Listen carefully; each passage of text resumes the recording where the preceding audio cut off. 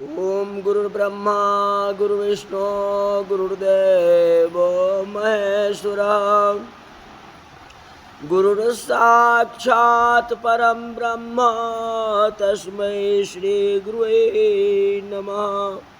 आज की कथा भागवत में प्रभु के पास जाने के लिए दो ही मार्ग हैं। प्रभु के पास जाने के लिए दो ही मार्ग हैं, ज्ञान मार्ग और कर्म मार्ग। ज्ञान मार्ग में ज्ञानी पुरुष सबको त्याग कर देते हैं, सब माया मोह को छोड़ देते हैं, तो उन्हें ज्ञान प्राप्ति होगी। ज्ञानी पुरुष ऐसे उदार होते हैं, जिस शरीर में रहते हैं उस शरीर को भी त्याग कर देते हैं। यह शरीर भी हमारा नहीं है, तन मन धन सब कुछ है तेरा। मैं शरीर नहीं हूं, शरीर का सुख मेरा सुख नहीं है। ज्ञानी पुरुष शरीर से आत्मा को अलग कर देते हैं। जिस शरीर में रहते हैं उस शरीर का भी मन से त्याग कर देते हैं, अपने शरीर पर ध्यान नहीं देते हैं, पूर्ण वैराग्य हो जाता है। ज्ञान मार्ग से सिद्धि मिलती है। पूर्ण प्रेम हो तो भक्ति मार्ग में भी सिद्धि मिल जाती है। कोई जरूरी नहीं है आपको ज्ञान मार्ग से चलने का, भक्ति मार्ग से भी आप चल सकते हैं, लेकिन भगवान के प्रति प्रेम होना चाहिए। माला जपने से या भागवत पढ़ने से नहीं होगा, उनकी प्रति प्रेम होना चाहिए। ज्ञानियों के साथ भगवान 16 आना वैराग्य मांगते हैं। तुम्हें कुछ नहीं है, सब कुछ मैं ही हूं और तुम ही हो। सब कुछ को छोड़ो। सर्वे धर्मान परित्यज्य माम एकम शरणम व्रज। कृष्ण अर्जुन जी को यही कहे ना कि सब कुछ छोड़ दो, मेरे शरण में आ। कुछ भी नहीं तेरा। भक्तों के पास 16 आने प्रेम मांगते हैं और उतना वैराग्य नहीं दे सकते हो, उतना वैरागी नहीं बन सकते हो, तो भगवान के प्रति प्रेम तो रखो ना। जैसे अपने बेटे को आप समय पर खाना पीना नहाना धुलाना स्कूल बात विचार सब कुछ की व्यवस्था करते हो, वैसे ही तो भगवान भी हैं। भगवान को भी तो समय पर भोजन चाहिए, समय पर कपड़ा चाहिए, समय पर स्नान चाहिए। अब जिस तरह अपने बेटे को करते हो वैसे भगवान को बेटा मान लो, यही मेरा बेटा है, क्या लगता है उसमें, और अपने पुत्र के समान उनसे प्रेम करो तो हो जाए बेड़ा पार। सर्व को त्याग करना बड़ा कठिन है। कथा में बैठने पर भी मानव को घर की याद आ ही जाती है, चाहे कुछ भी। त्याग मानव नहीं करता है।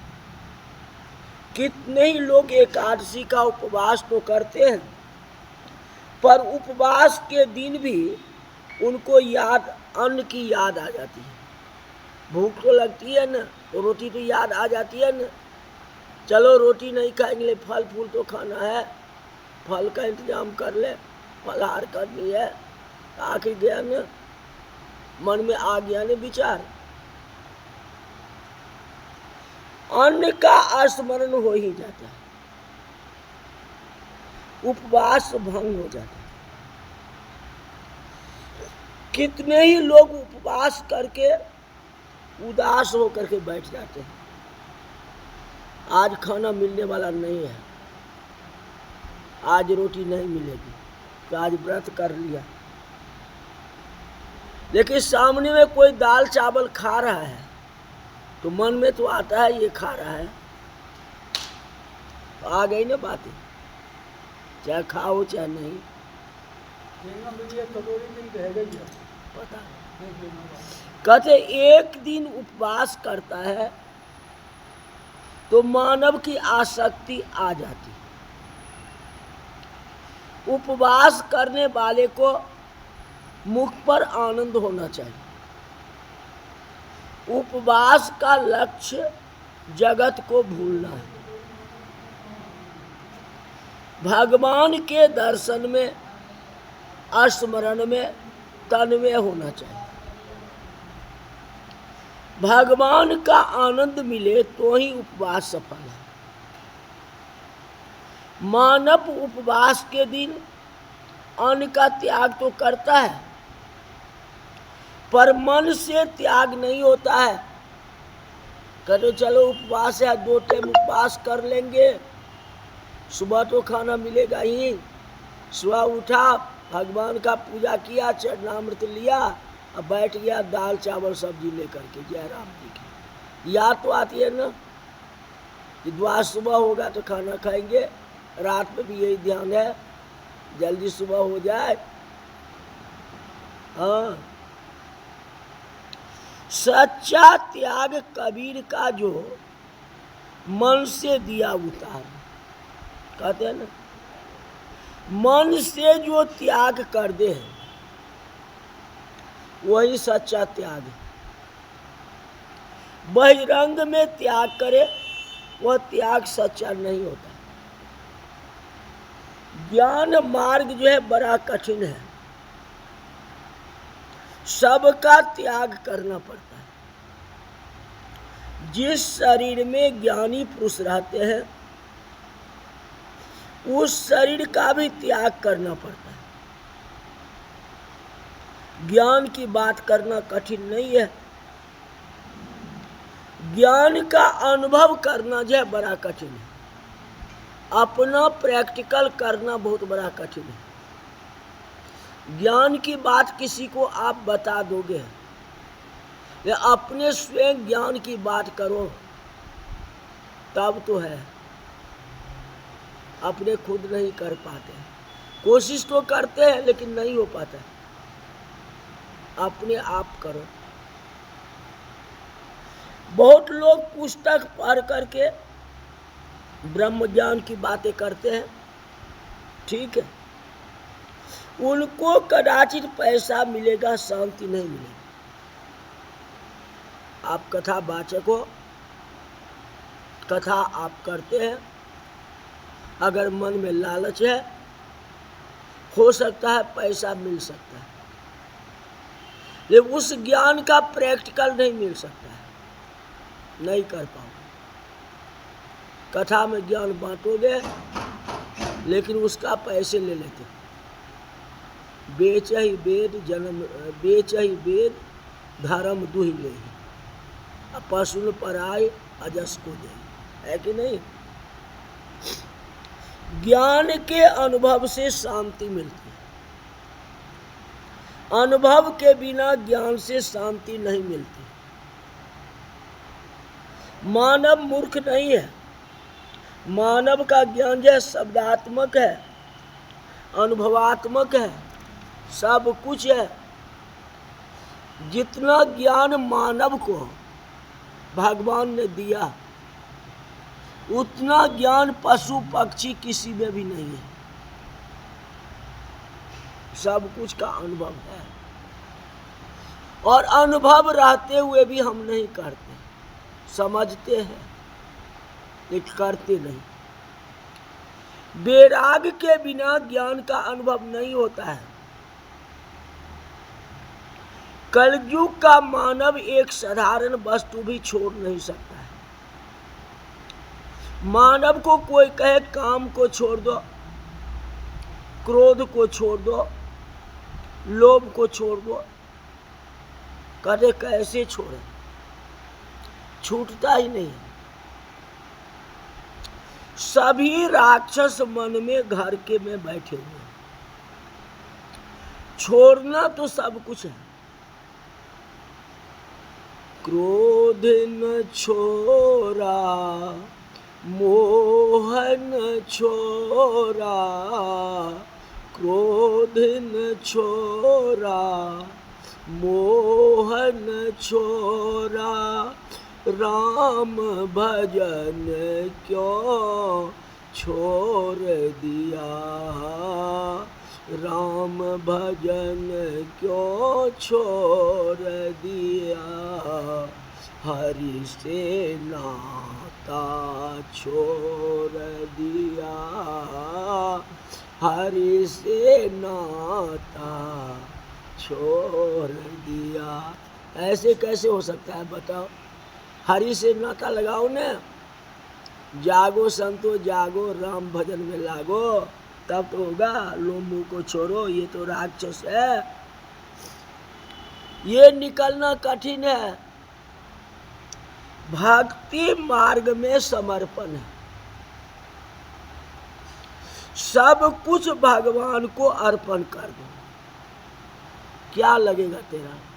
और कह देंगे जो सबको भगवान आपकी है तो क्या भगवान आपसे छीन लेंगे क्या? भगवान छीनने के लिए नहीं जाते हैं। भगवान के आगे 56 भोग रखोगे तो क्या भगवान खा जाएंगे क्या? वो केवल भाव को देखते हैं, और वह खाने लगे तो कौन भगवान को खिला सकता है बताओ? भगवान जो है भाव को देखते हैं, भावनाएं अच्छी होनी चाहिए, और अच्छी भावना से भगवान को अर्पण करो।